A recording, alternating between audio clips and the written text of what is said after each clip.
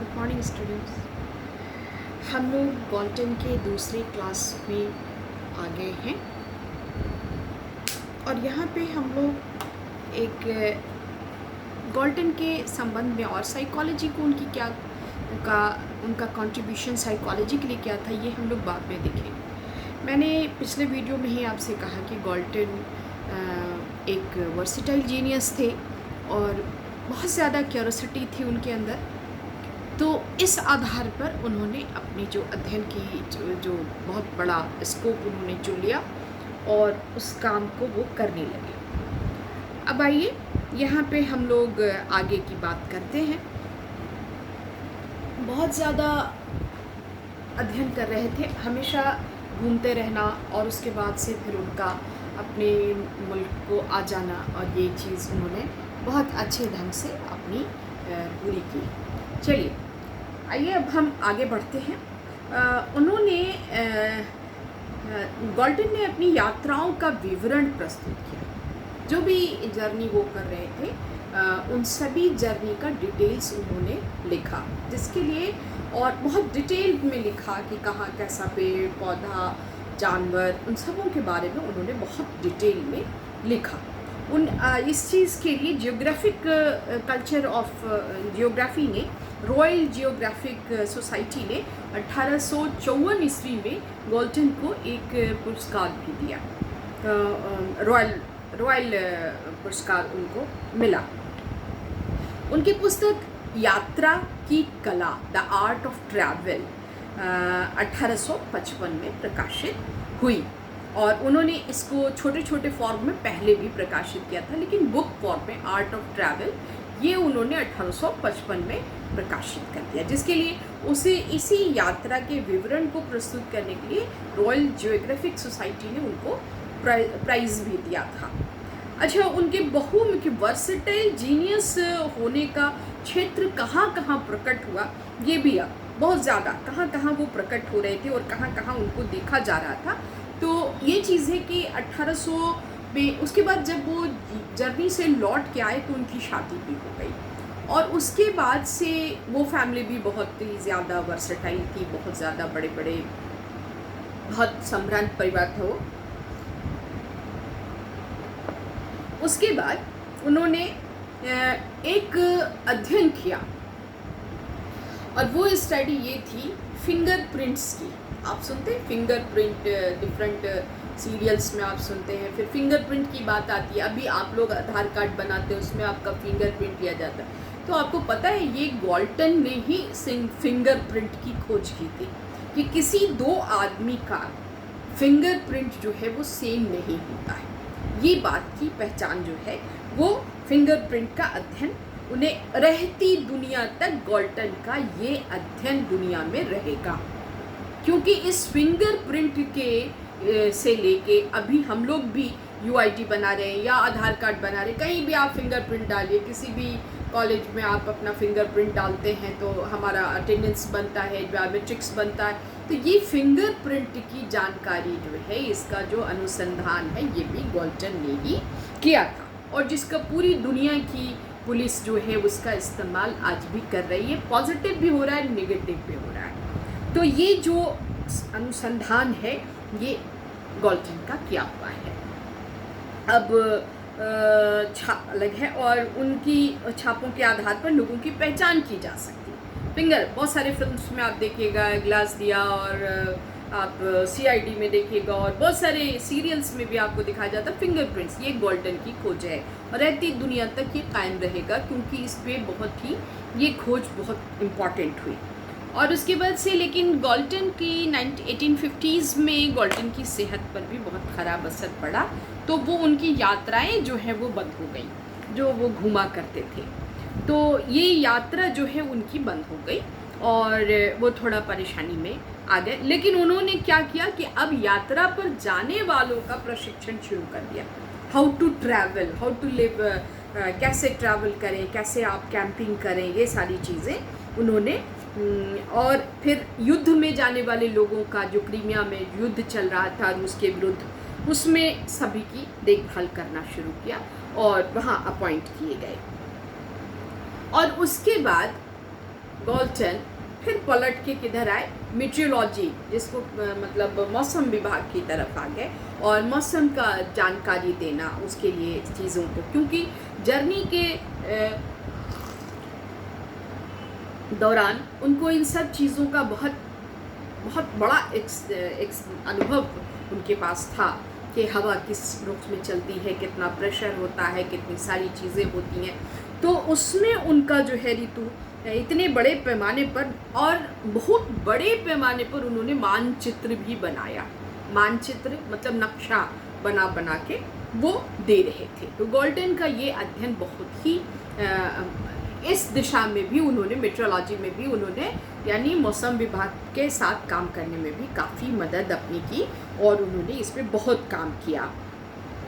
उसके बाद cyclone, anti cyclone, इन सब चीज़ों पर भी उन्होंने, और उसके बाद फिर फैशन वर्ल्ड में किस तरह से दुनिया चलती है, किस तरह से फैशन की दुनिया किस तरह की है, इन सब चीज़ों पर भी उन्होंने बातें की।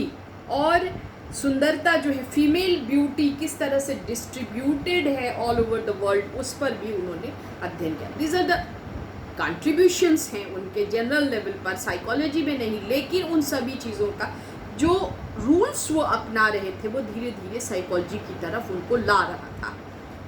एनपीसी, नॉर्मल प्रोबेबिलिटी कर्व, वो ला रहे थे क्योंकि वो वितरण देख रहे थे, प्रोबेबल हो रहे थे। तो ये सारी चीज़, और मैंने पहले वीडियो में आपको बताया है कि गॉल्टन मैथमेटिक्स में बहुत ही अच्छे थे। तो ये चीज़, मैथमेटिक्स उनका बहुत स्ट्रांग था।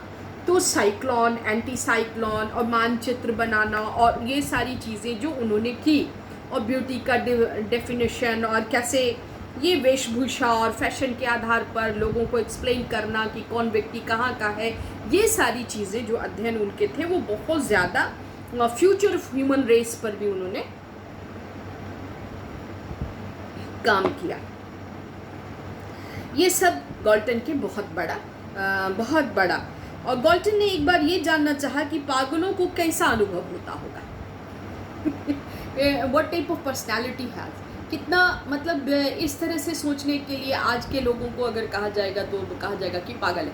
मगर गॉल्टन चूँकि बहुत बड़े परिवार से थे तो ये चीज़ जो है उनका, इसलिए उन्होंने अपने आप को जानबूझकर पैरानोआ के रोगी बना लिया और विश्वास करने लगे कि उनके आसपास की जितनी चीज़ें हैं उनके विरुद्ध जासूसी कर रही हैं। मतलब जस्ट मेंटल लेवल पर उन्होंने इस चीज़ को स्टार्ट किया कि I am a patient of paranoia and the surrounding में जितने भी लोग उनके आसपास हैं वो सब के सब उनकी जासूसी कर रहे हैं, जो पैरानोआ के पेशेंट का एक सिम्टम होता है। तो ये उन्होंने करने के आसपास की अर्थात उन्होंने पूर्ण पागलों जैसी दशा अपने ऊपर ओढ़ ली।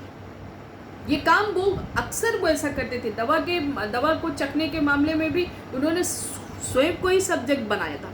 और अब पैरानोआ के पेशेंट मानसिक रोगी कैसा महसूस करते, इसके लिए भी उन्होंने बिल्कुल अपने आप को पागल बना लिया और सोचना शुरू कर दिया उस तरह से, सिम्टम्स के आधार पर, जो सिम्टम्स पहले से पता थे। तो इस तरह से उन्होंने काम शुरू किया और फिर उस अवस्था में वो चले गए। वो उस अवस्था में कैसा महसूस होता है इसका विवरण उन्होंने दिया और इस मनस्थिति को समाप्त करने में उन्हें घंटों लग जाते थे और फिर जब चाहते थे वही स्थिति कर लेते थे। बहुत जीनियस आदमी था और वो इस तरह से अपने आप को यूज़ कर रहा था, एज सब्जेक्ट उन्होंने कर रखा था। और उस मनस्थिति का क्या होता है, कैसे उसमें, तो फिर घंटों उसमें जाने में लगता था, फिर घंटों उसमें वापस आने में लगता था, लेकिन बहुत अच्छे से वो एकदम मतलब जस्ट लाइक एन एक्टर वो पैरानोआ के पेशेंट बन जाते थे। और उस स्थिति का उन्होंने वर्णन सामान्य स्थिति में किया। और एक इसको अपने इस अध्ययन को उन्होंने क्या कहा, excursion into insanity, excursion into पागलपन में भ्रमण करना कैसे होता है, ये चीज़ उन्होंने बहुत इफेक्टिव ढंग से अपने अध्ययन में और अपने वर्णन में प्रस्तुत करी। तो ये भी उनका एक तरह का उनकी प्रतिभा को स्पष्ट करता है और उनकी क्यूरियोसिटी को स्पष्ट करता है। तो यहाँ पर हम फिर आप लोगों को से विदा चाहेंगे और यहाँ पे ख़त्म करें इस स्टडी को, इस क्लास को। और आप इस चीज़ को देखिए कि क्या क्या चीज़ उन्होंने मेट्रोलॉजी में जा कर के किया, अपनी फिंगरप्रिंट का की खोज की, मेट्रोलॉजी में गए, वहाँ उन्होंने मौसम विभाग के लिए बहुत सारा काम किया, बहुत सारे मानचित्र बनाए, साइक्लोन और एंटी साइक्लोन पर स्टडी दिया। फिर ब्यूटी फील्ड में उन्होंने ब्यूटी किस तरह से डिस्ट्रीब्यूटेड है different parts of the world में, इस पर भी उन्होंने अध्ययन किया। उनके फिंगरप्रिंट की बात को तो रहती दुनिया कायम है, उनका ही खोज है, फ्रांसिस गाल्टन का। और उसके बाद से आप अगर आइए तो फिर यहाँ पे एक चीज़ है कि उनकी क्यूरियोसिटी की इंतहा ये थी कि मानसिक रूप से किस तरह से विषिप्तता में व्यक्ति कैसा, तो खुद को पारानोआ का पेशेंट खुद ही बना लिया, खुद ही सब्जेक्ट बन गए। और उसके बाद उसमें जितने सिम्टम्स हैं उन सबों के आधार पर अपनी बातों को रखना शुरू किया। और फिर और उसका ब्यौरा भी उन्होंने लिखा, और उसमें लिखा कि एक्सकर्शन टू इंसैनिटी, उसमें कैसे इंसैनिटी में कैसे जाते, पागलपन का भ्रमण उन्होंने किया, और उसमें और जांचने को अपने अंदर स्वयं वो अवस्था उत्पन्न कर लेते थे। तो ये एक बहुत ही बड़ा उनका अचीवमेंट था, जिसको कि कोई भी आदमी आज के डेट में डिनाई नहीं कर सकता है। और ये सारी बातें गाल्टन के संबंध में जो एक आउटलाइन देती है कि वो व्यक्ति बहुत बड़ा, बहुत ही सुंदर व्यक्तित्व वाला, बहुत बड़ा प्रतिभाशाली व्यक्ति था।